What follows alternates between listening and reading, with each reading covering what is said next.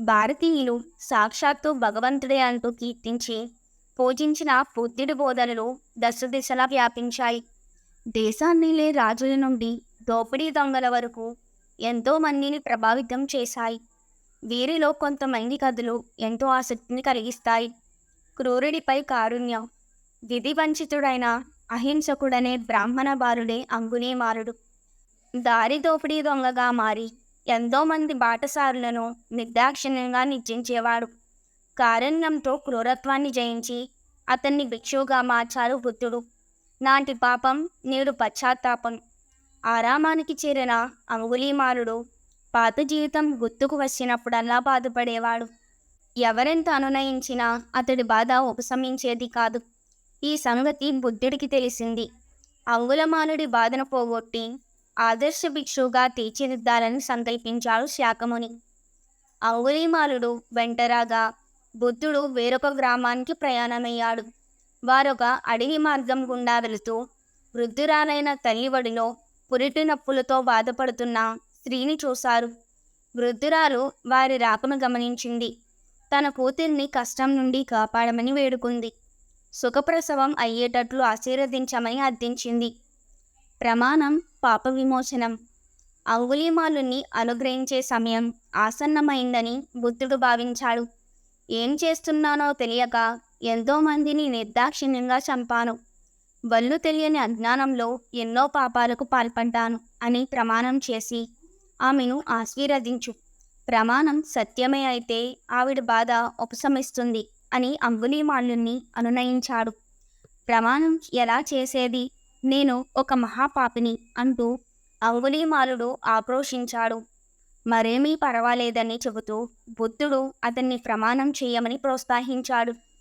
పరితప్త హృదయంతో అనుమానిస్తూనే బుద్ధుడు చెప్పినట్టుగా అంగుళీమాలుడు ఆమెను ఆశీర్వదించాడు.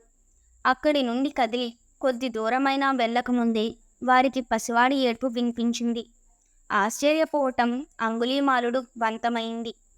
పశ్చాత్తాపం తన్ను పునీతుణ్ణి చేసిందా అని అతడు ఆలోచిస్తున్నంతలోనే వృద్ధ స్త్రీ అప్పుడే పుట్టిన పసిపిల్లవాడితో వారి వద్దకు వచ్చింది. ప్రేమతో ఆశీర్వదించమని ఆర్థించింది. అంగుళీమాలుని ఆదరంతో చూస్తూ బుద్ధుడు మందహాసం చేశాడు. పిల్లవాడి తలపై చేతిని ఉంచి ఆశీర్వదించాడు. పాపిని సైతం పవిత్రుణ్ణి చేసే బుద్ధుడి కరుణ అంగుళీమాలుడి హృదయాన్ని కరిగించింది. బుద్ధుడి పాదాలపై పడి ప్రేమాశ్రవలతో అంగుళీమాలుడు అభిషేకించాడు. ఇకనైనా నీ పాపాలకు ప్రాయశ్చిత్తం జరిగిందని నమ్ముతావా అంటూ బుద్ధుడు అంగుళీమాలుని పైకెత్తి ఆలింగనం చేసుకున్నాడు. ప్రయాణం కొనసాగించి వారు పక్కనే ఉన్న పల్లెటూరిని చేరుకున్నారు. అహింసతో అమరత్వం. విశ్రాంతి తీసుకున్న తరువాత అంగుళీమాలుడు భిక్షకై ఊళ్ళోకి వెళ్ళాడు. ప్రజలు అతన్ని గుర్తించి చేతికి దొరికిన ఆయుధంతో బాగా గాయపరిచి వదిలిపెట్టారు. చావు బతుకుల మధ్య అంగుళీమాలుడు కరుణామయుడన్న బుద్ధిని కడసారి దర్శించుకోవాలని కొన్నాడు. అతి కష్టంతో నేలపై పాకుతూ బుద్ధుడి వద్దకు బయలుదేరాడు.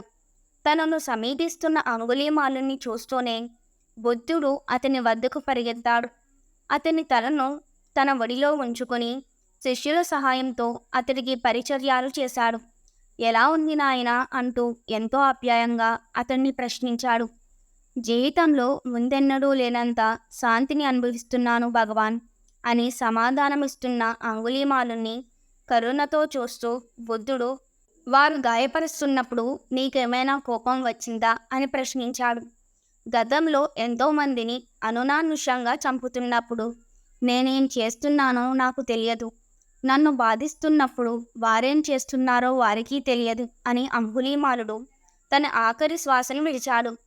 తప్పని తెలిసాక ఒప్పుకొనే వినమ్రత ఉంటే చేసిన తప్పులు మనల్ని అంతగా బాధించవు సరికదా, మనల్ని తీర్చిదిద్దుతాయి.